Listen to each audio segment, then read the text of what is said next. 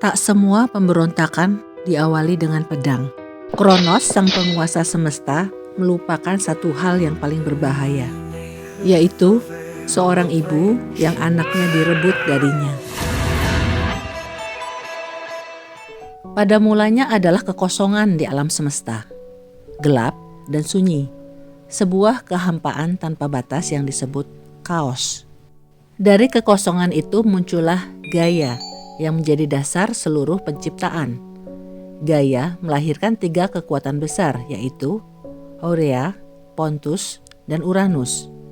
Pontus adalah dewa laut, Aurea adalah personifikasi gunung-gunung, sedangkan Uranus adalah personifikasi langit. Uranus membentang menutupi Gaia, langit dan bumi bersatu, melahirkan para titan, yaitu 12 makhluk perkasa yang kelak akan membentuk sejarah para dewa. Salah satu titan itu adalah Rhea. Gaia melahirkan makhluk-makhluk lain yang dianggap oleh Uranus sangat berbahaya. Mereka adalah para Kiklops dan Hekatonchires. Kiklops adalah para pandai besi bermata 1, sedangkan Hekatonchires adalah para raksasa bertangan 100. Uranus tidak menyukai mereka. Uranus juga takut pada potensi mereka.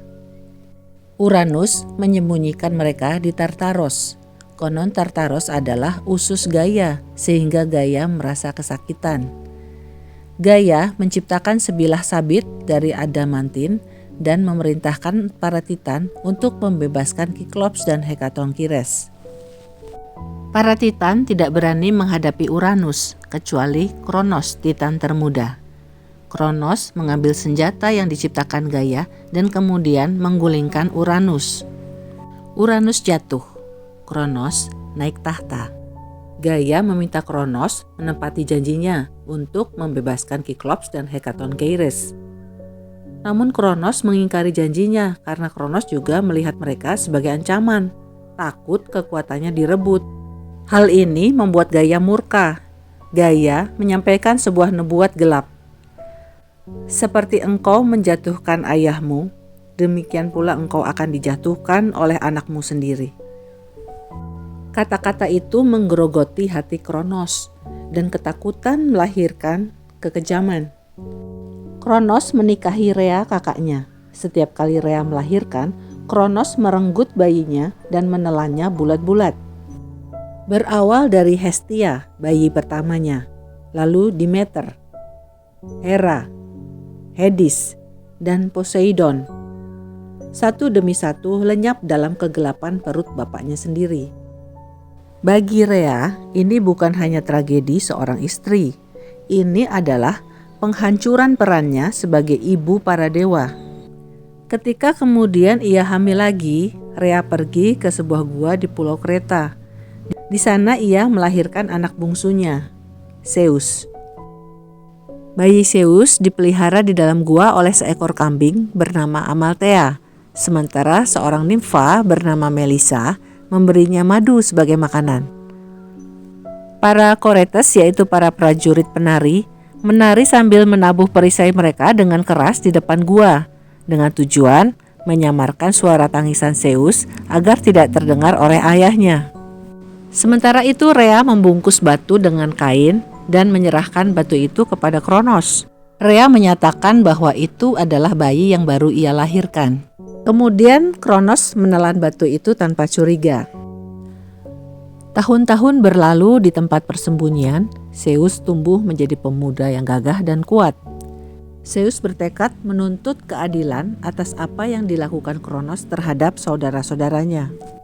Ketika waktunya tiba, Zeus menemui neneknya, Gaia, dan Gaia memberi kepada Zeus ramuan-ramuan kuno yang memiliki kekuatan membuat Kronos memuntahkan kembali apapun yang pernah ia telan. Selanjutnya, Zeus menyamar menjadi juru minum istana Kronos. Dengan wajah tenang sambil menyembunyikan badai di dalam dadanya, Zeus mendekati Kronos dengan penuh hormat, sambil membawa cawan anggur raksasa yang berisi anggur dengan racikan ramuan Gaia. Kronos mengangkat cawan itu tanpa curiga dan lalu meminumnya. Beberapa saat kemudian perut Kronos bergejolak dahsyat sehingga ia berteriak dengan suara mengerikan, lalu memuntahkan isi perutnya yang berisi anak-anaknya.